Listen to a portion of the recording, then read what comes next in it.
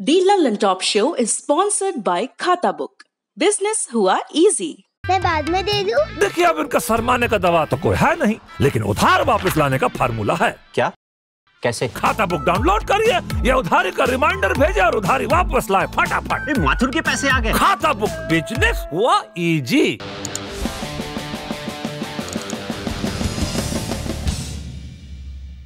नमस्ते, मैं हूं प्रतीक्षा और आप देख रहे हैं दी लंदन टॉप शो। अमेरिका में चुनाव सिर पर है। राष्ट्रपति ट्रंप रहेंगे कि जाएंगे, इस पर शर्तें लग रही हैं। कोरोना का दौर बीता नहीं है, बावजूद इसके अमेरिकी सरकार ने अपने दो बड़े मंत्रियों माइक पोम्पेओ और मार्क एस्पर को भारत के साथ 2+2 डायलॉग के लिए भेजा है। 27 अक्टूबर माने आज भारत और अमेरिका ने BECA समझौते पर भी दस्तखत कर दिए। ये बताता है कि दोनों देश इस समझौते को कितना महत्व देते हैं, कि इसके लिए दुनिया के सबसे ताकतवर राष्ट्रपति के चुनाव का इंतजार भी नहीं किया गया है। क्या है ये BECA, या हम अगर इसे बेका पढ़ें तो बेका समझौता, और भारत को इससे क्या फायदा होगा, समझेंगे आज दिन की बड़ी खबर में। लेकिन पहले देखिए ये वीडियो।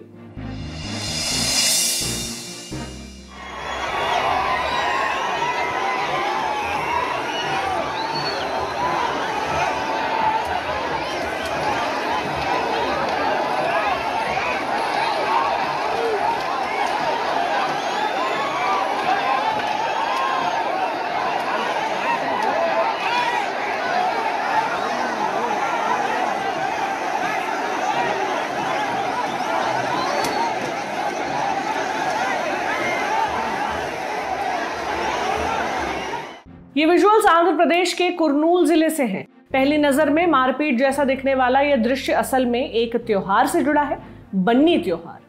देवरगट्टू पहाड़ के पास हर साल ये मनाया जाता है, लेकिन जैसा कि हमें पता है ये कोरोना संक्रमण का दौर है, इसलिए इलाके में धारा 144 लागू है।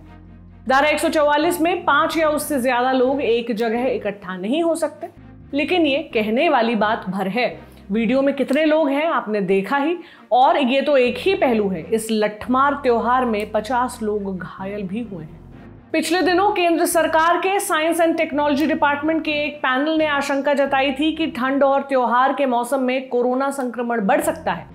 प्रधानमंत्री नरेंद्र मोदी से लेकर केंद्रीय स्वास्थ्य मंत्री हर्षवर्धन तक ने त्योहारों में भीड़ भाड़ को लेकर लोगों को सचेत किया था, पर अब चुनावी सभाओं से लेकर इन जमावड़ों तक ऐसी तमाम तस्वीरें आती ही रहती हैं। दवाई अब भी दूर ही है, पर ढिलाई में कोई कमी नहीं है। सोशल मीडिया पर ऐसे चुटकुले अब आम हो चुके हैं कि कोरोना वायरस हमारे यहाँ की भीड़ में दबकर मर जाएगा।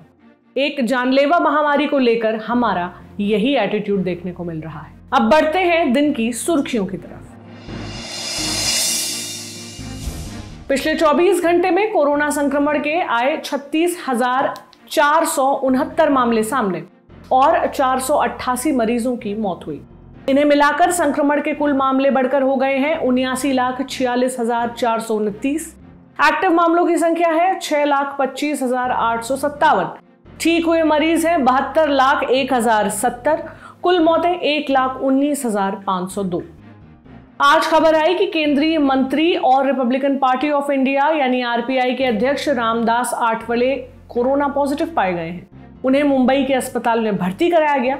कल 26 अक्टूबर को हमने बताया था कि उन्होंने अभिनेत्री पायल घोष को RPI की सदस्यता दिलाई थी।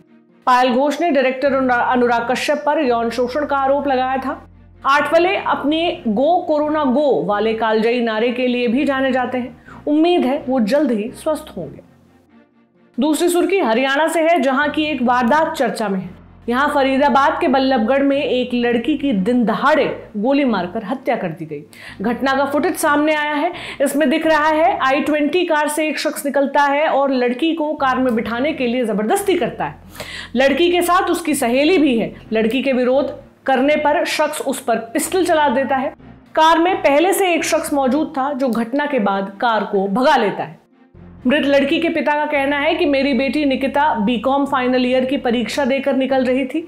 मुख्य आरोपी तौसीफ और उसके साथी रेहान को पुलिस ने गिरफ्तार कर लिया है। पुलिस का कहना है कि आरोपी लड़की को जानता था। परिवार का आरोप है कि 2018 से आरोपी लड़की को परेशान कर रहा था और तब उसके खिलाफ FIR दर्ज कराई गई थी। परिवार का यह भी आरोप है कि वो लड़की पर शादी और धर्म परिवर्तन का दबाव बना रहा था, लेकिन तब पुलिस के हस्तक्षेप से मामला सुलझ गया था। आज हत्या के बाद भीड़ ने विरोध प्रदर्शन का रास्ता जाम किया और पुलिस के खिलाफ नारेबाजी की। ट्विटर पर जस्टिस फॉर निकिता भी दिन भर ट्रेंड करता रहा। तीसरी सुर्खी यूपी के चर्चित हाथरस मामले से जुड़ी है। सुप्रीम कोर्ट ने आज केस में सुनवाई की और कहा कि केस का ट्रायल राज्य से बाहर ट्रांसफर नहीं होगा। Chief justice एस.ए. बोबडे की अध्यक्षता वाली 3 जजों की बेंच ने कहा कि मामले में सीबीआई जांच की निगरानी इलाहाबाद हाई कोर्ट करेगा। वकील एक्टिविस्ट इंदिरा जयसिंह समेत कई वकीलों ने याचिका दायर की थी कि उत्तर प्रदेश में केस का सही ट्रायल संभव नहीं है, इसलिए इसे दिल्ली ट्रांसफर किया जाए। इस पर सुप्रीम कोर्ट ने कहा कि सीबीआई जांच कर रही है, ऐसे में शुरुआती स्तर पर केस दिल्ली या किसी दूसरे राज्य में ट्रांसफर करने की जरूरत नहीं है। जांच पूरी होनी जरूरी है। इलाहाबाद हाई कोर्ट ने पहले मृत लड़की का जल्दबाजी में अंतिम संस्कार किए जाने पर स्वतः संज्ञान लिया था।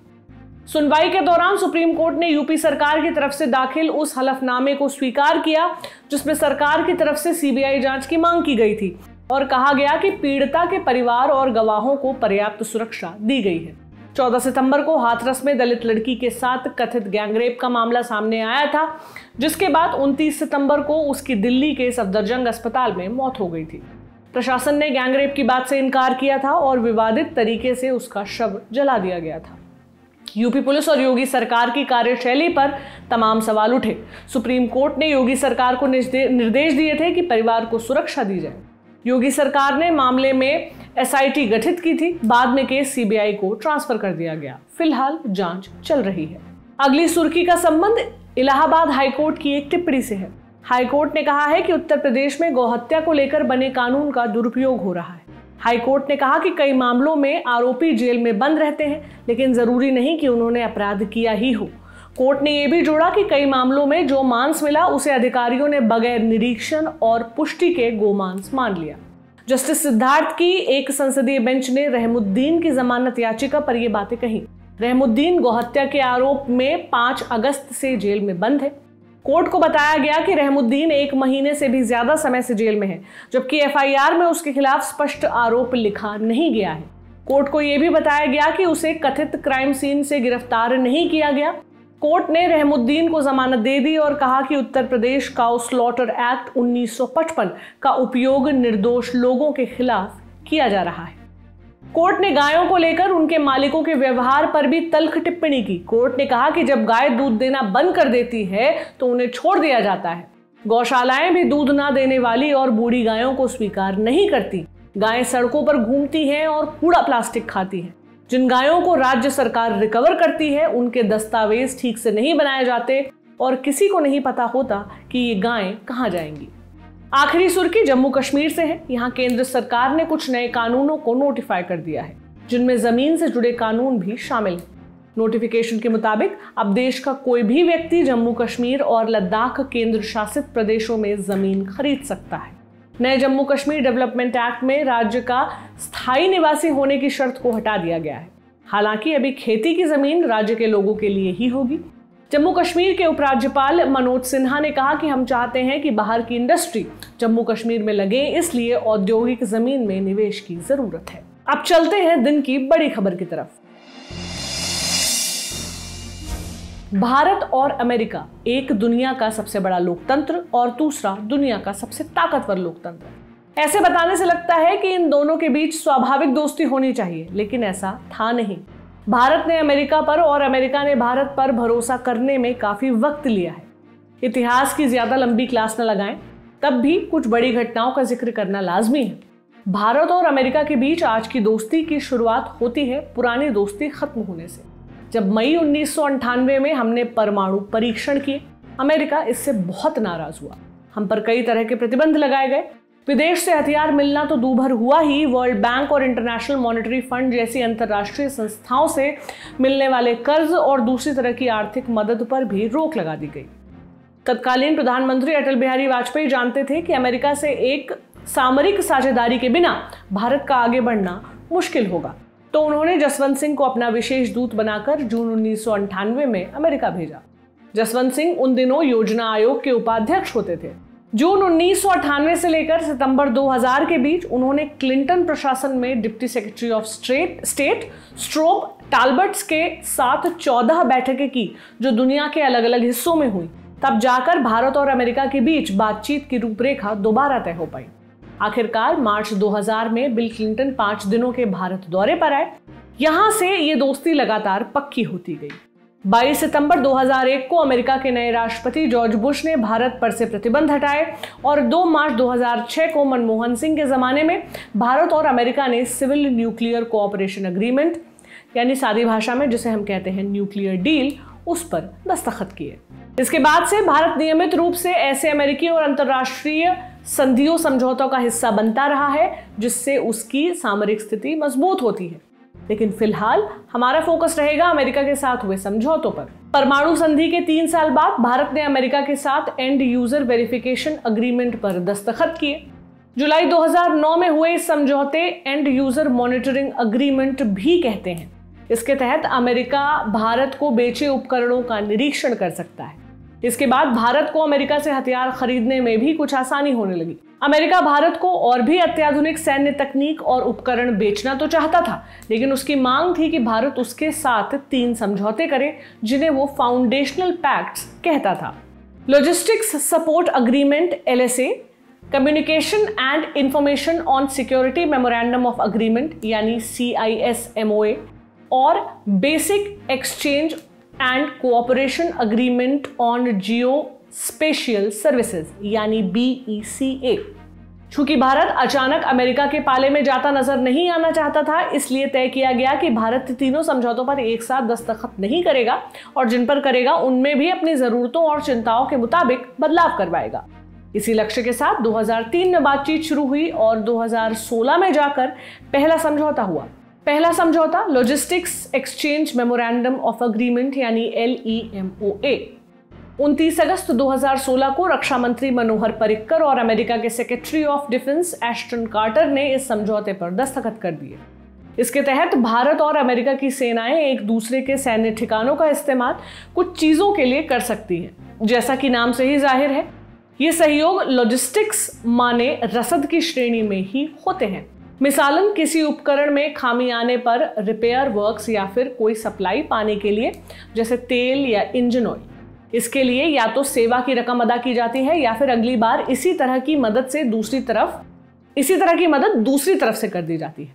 आमतौर पर अमेरिका इस तरह की संधियां लॉजिस्टिक्स सपोर्ट अग्रीमेंट नाम से करता है, लेकिन भारत ने इसे कुछ बदलावों के साथ स्वीकार किया और नया नाम पड़ा logistics exchange memorandum of agreement. दूसरा समझौता communications compatibility and security agreement यानी COMCASA। जैसा कि नाम से ही जाहिर है, ये समझौता दोनों सेनाओं के बीच जानकारी और सूचनाओं के आदान प्रदान के लिए कानूनी ढांचा तैयार करता है। दोनों देश की सेनाओं के बीच सहयोग के लिए जरूरी है कि वो एक दूसरे से सुरक्षित ढंग से बात कर पाएं। इसके लिए सिक्योर डेटा लिंक का इस्तेमाल करने वाले खास उपकरण चाहिए होते हैं। कॉमकासा के तहत ये उपकरण खरीदे जा सकते हैं और जानकारी भी ली या दी जा सकती है। सिद्धांततः भारत अमेरिका के अलावा उन दूसरे देशों से भी जानकारी बांट सकता है जो अमेरिकी सिस्टम इस्तेमाल करते हैं। इस तरह के समझौते America communication and information on security memorandum of agreement यानी CIS-MOA नाम से करता है, लेकिन भारत ने अपने लिए कुछ बदलाव चाहे थे तो इसका नाम बदलकर हो गया कॉमकासा। इस पर 2018 में दस्तखत हुए। इसी साल नई दिल्ली में पहला 2+2 डायलॉग हुआ। 2+2 माने भारत के रक्षा और विदेश मंत्रियों की बैठक अमेरिका के रक्षा और विदेश मंत्रियों के साथ हुई। ऐसी ही एक बैठक आज भी हुई। LEMOA और कॉमकासा पर दस्तखत हो जाने के बाद जाकर सबसे महत्वपूर्ण बेका समझौते की राह खुली। Basic exchange and cooperation agreement का संबंध जियो स्पेशियल इंटेलिजेंस से है। जियो स्पेशियल का हिंदी तर्जुमा होता है भूस्थानिक। कहने का मतलब यह है कि अंग्रेजी का हिंदी करने से हमें समझ नहीं आएगा, हमें उदाहरण से समझना होगा। हवाई जहाज उड़ाने के लिए या पानी का जहाज चलाने के लिए आपके पास नक्शों की सटीक जानकारी होनी चाहिए, जिससे रियल टाइम अपडेट भी किया जा सके। किसी मिसाइल को निशाना बताना है, उसके लिए भी टारगेट की जानकारी चाहिए, ये भी नक्शे पर ही एक जगह का पता है। ये सारी जानकारी आती है जियो स्पेशियल इंटेलिजेंस के तहत। आप फोन पर गूगल मैप से रास्ता ढूंढते हैं, तब तकनीक की मदद से जियोस्पेशियल इंटेलिजेंस का इस्तेमाल करते हैं। बेका के तहत इसी तरह की जानकारी भारत और अमेरिका के बीच बांटी जाएगी। जियोस्पेशियल इंटेलिजेंस के मामले में अमेरिका दुनिया में सबसे आगे है। उसके सैनिक उपग्रहों के पास बेहद सटीक जानकारी मौजूद है। इसकी मदद से भारतीय मिसाइल और भविष्य के ड्रोन न सिर्फ पहले से ज्यादा सधा हुआ निशाना लगा सकते हैं, बल्कि इस जानकारी का इस्तेमाल किसी आपदा के वक्त राहत और बचाव के काम को बेहतर करने के लिए भी किया जा सकता है। LEMOA ने दोनों देश की नौसेनाओं के साथ काम करना आसान बनाया था। यही काम BECA यानी बेका वायुसेना के लिए करेगा। वैसे इन तीनों समझौतों का फायदा दोनों देश की तीनों सेनाओं को मिलेगा। 1998 में जब भारत ने परमाणु परीक्षण किए थे, तब से वहां 2 रिपब्लिकन और 2 डेमोक्रेट राष्ट्रपति हो चुके हैं। भारत में भी 2 अलग अलग विचारधाराओं वाली पार्टियों का शासन रह चुका है। लेकिन भारत और अमेरिका के बीच संबंध सुधरते ही गए हैं और इसी बढ़ते भरोसे का नतीजा है कि एक अनिश्चित चुनाव और महामारी के बीच वहां के रक्षा और विदेश मंत्री भारत आते हैं और एक महत्वपूर्ण समझौता करते हैं। अमेरिका के सेक्रेटरी ऑफ स्टेट माइक पेम्पो और secretary of defence mark Esper ने आज पहले राष्ट्रीय युद्ध स्मारक पर पहुंचकर श्रद्धांजलि दी। संयोग से आज 74वां इन्फेंट्री डे भी था। 1947 में जम्मू कश्मीर पर पाकिस्तान ने हमला कर दिया था। तब वहां के महाराज हरि सिंह ने भारत के साथ विलय स्वीकार किया, तो भारत ने अपनी सेना भेजी। इसमें से पहली टुकड़ी थी एक सिख जवानों की, जो आज ही के दिन श्रीनगर पहुंची थी। इसी की याद में 27 अक्टूबर को इन्फेंट्री डे के तौर पर मनाया जाता है। श्रद्धांजलि देने के बाद दोनों की मुलाकात रक्षा मंत्री राजनाथ सिंह और विदेश मंत्री S जयशंकर से हुई। इस मुलाकात के दौरान हुए BECA समझौते को बीजिंग भी बड़ी बारीक निगाह से देख रहा होगा, क्योंकि चीन के मन में ये बात जरूर आई होगी कि अमेरिका के साथ हुए समझौते से मिली खुफिया जानकारी का इस्तेमाल भारत उसके खिलाफ तो नहीं करेगा। लद्दाख में दोनों देशों के बीच जारी गतिरोध अपने 7वें महीने में प्रवेश करने को है। इन समझौतों पर एक और राजधानी की नजर होगी, मॉस्को। रूस भारत का सबसे पुराना और सबसे पक्का सामरिक साझेदार रहा है। रूस ने भारत की तब भी मदद की है जब कोई भारत के पास नहीं फटकना चाहता था, और ये काम उसने बहुत कम शर्तें लगाकर किया। भारत अमेरिका की तरफ झुकता है तो रूस का चिंतित होना लाजमी है, लेकिन फिलहाल भारत ने अपने पुराने दोस्त और अपने नए दोस्त दोनों को खुश रखा हुआ है। दी ललन टॉप शो में अब वक्त है बिहार चुनाव से जुड़ी ग्राउंड रिपोर्ट्स का। हमेशा की तरह हम आपको बताते हैं कि आज हमारी चारों टीमें कहां पहुंची। टीम हीरा है पटना में, टीम गंगा भी है पटना में, टीम सोन है सीवान में और टीम कोसी पहुंची है सुपौल में। सोशल मीडिया के दौर में परिवार नाम की संस्था का मनोविज्ञान टटोलने पर यह बात सामने आई है कि व्हाट्सएप का आपसी रिश्तों पर बहुत बुरा प्रभाव पड़ा है। व्हाट्सएप यूनिवर्सिटी अपने आप में एक टर्म चल पड़ा, जहां हर मुद्दे पर फेक न्यूज से सना ज्ञान फॉरवर्ड होता है। यहां आपको अर्थव्यवस्था से लेकर इतिहास तक सब पर ऑल्टरनेटिव ज्ञान मिल जाएगा। परिवार की पुरानी पीढ़ी अक्सर इस पर विश्वास कर लेती है। दूसरी पीढ़ी कहती है कि ये सूचना गलत या भ्रामक है। ये पीढ़ीगत संघर्ष शुरू है। इसकी गवाही दी बांकीपुर विधानसभा में 2 लड़कों ने। टीम गंगा के हमारे साथी सौरभ त्रिपाठी के साथ इन भ्रामक सूचनाओं पर पिता के साथ बदल रहे संबंधों और नेहरू को लेकर फैलने वाली अफवाहों पर बातचीत हुई। बेसिकली फादर्स और ग्रैंडफादर्स अब मेनली व्हाट्सएप फॉरवर्ड पे ही डिपेंडेंट है। मतलब व्हाट्सएप पे अलग ही पैरेलल इकोनॉमी और हिस्ट्री चल रहा है इंडिया का। तो वो मतलब होर्डिंग्स वगैरह बेसिकली पापा मतलब फादर के एज ग्रुप को टारगेट करने के लिए, हम लोग को नहीं। हम लोग को ग्राउंड रियलिटी पता है। हम लोग के एज का जो आदमी वोट देगा उसको पता है कि वो क्या चीज़ के लिए वोट दे रहा है, आइदर फॉर एजुकेशन और जॉब, या फिर सो कॉल्ड लव जिहाद और जो भी बाकी का एजेंडा है उसके लिए। तो उसमें क्लैरिटी रहता है हम लोग के जनरेशन में। हम लोग होता है क्या व्हाट्सएप यूनिवर्सिटी का? व्हाट्सएप यूनिवर्सिटी का असर होता है बहुत घर में पापा को समझाते पागल हो जाते हैं। यही सब बोलते रहते हैं बस कि देखो आज ये आया, आज वो आया, बहुत सारी चीज़। नेहरू सबसे ज़्यादा विक्टिम है, ऑल्दो बिल्कुल। जैसे वो मुस्लिम फैमिली से बिलोंग करते थे, या उनका सूट पेरिस ढूंढने जाता था।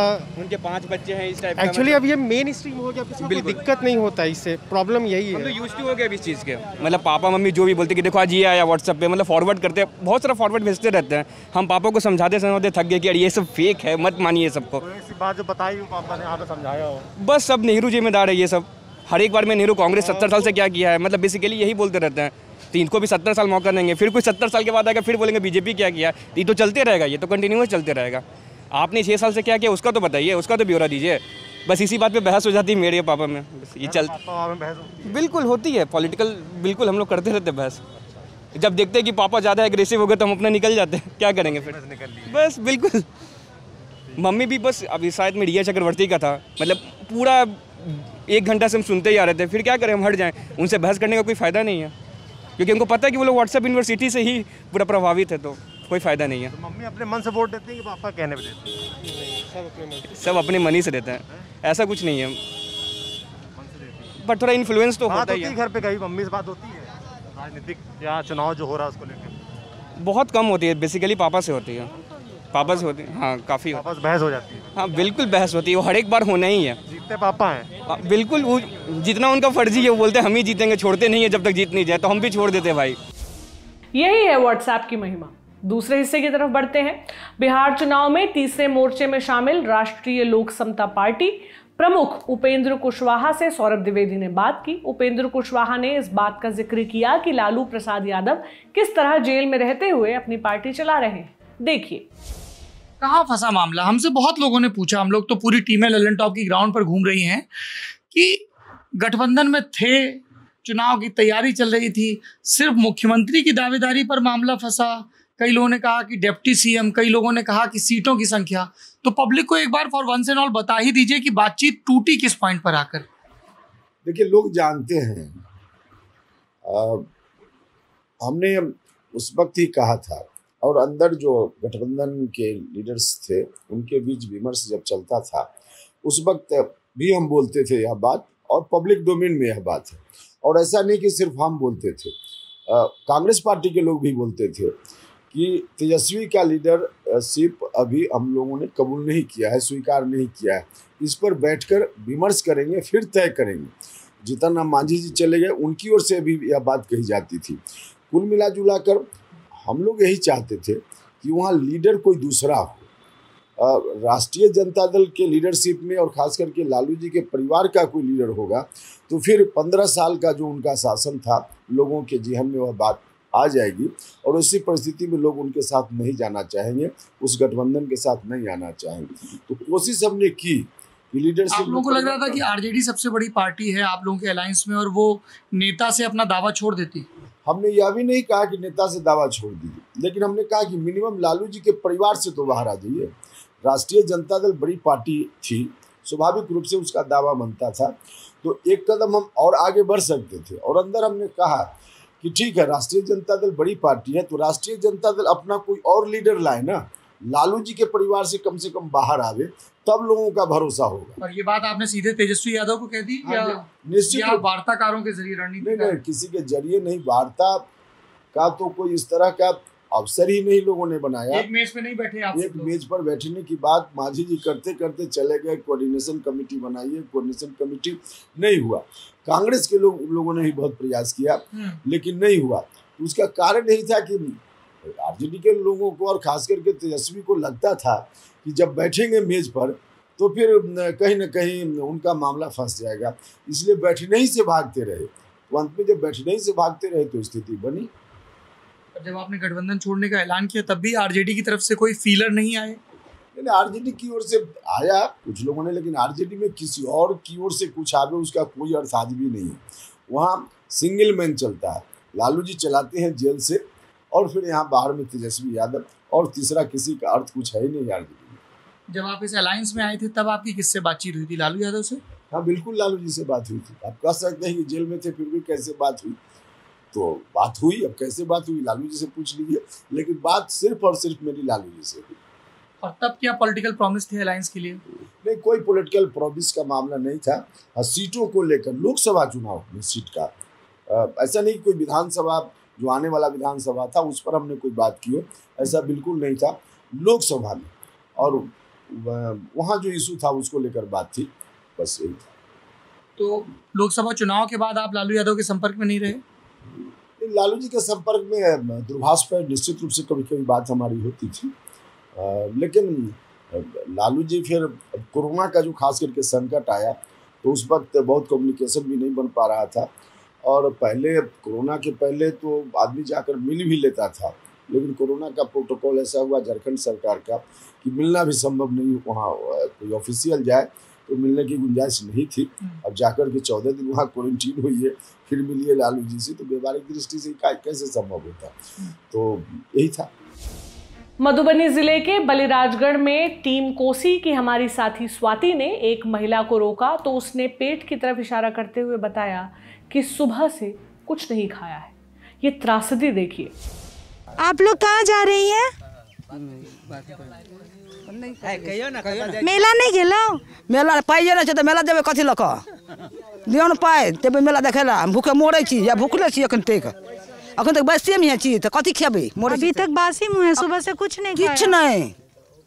अच्छा 1 बज गया, इसलिए मेला देखने नहीं गए? पाइए नहीं हो तो कहाँ जब पैसे नहीं है इसलिए मेला देखने? हाँ तो की लक जेबे? देखियो हाथ गोड़ छूची पाई दुआरे पेट में भूख छी दर्शन कर भूखलो जेबै ना।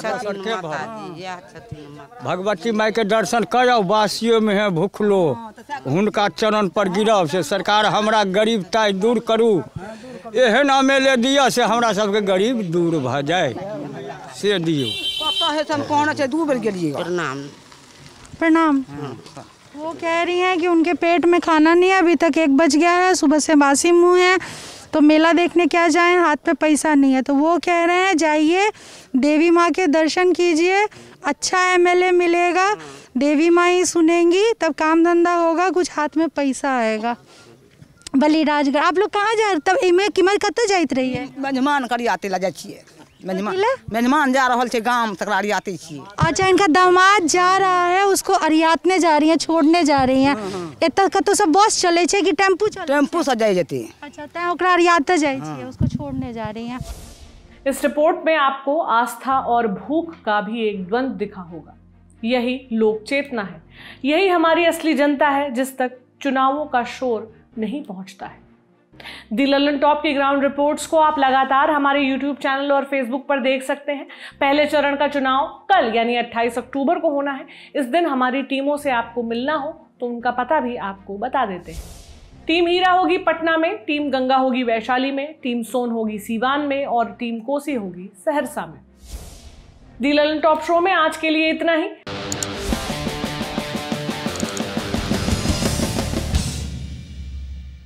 घुटना, कंधा या कमर, चाहे जैसा हो दर्द, डॉक्टर ऑर्थो आपको देता है दर्द से पूरी आजादी, एक भरपूर जिंदगी।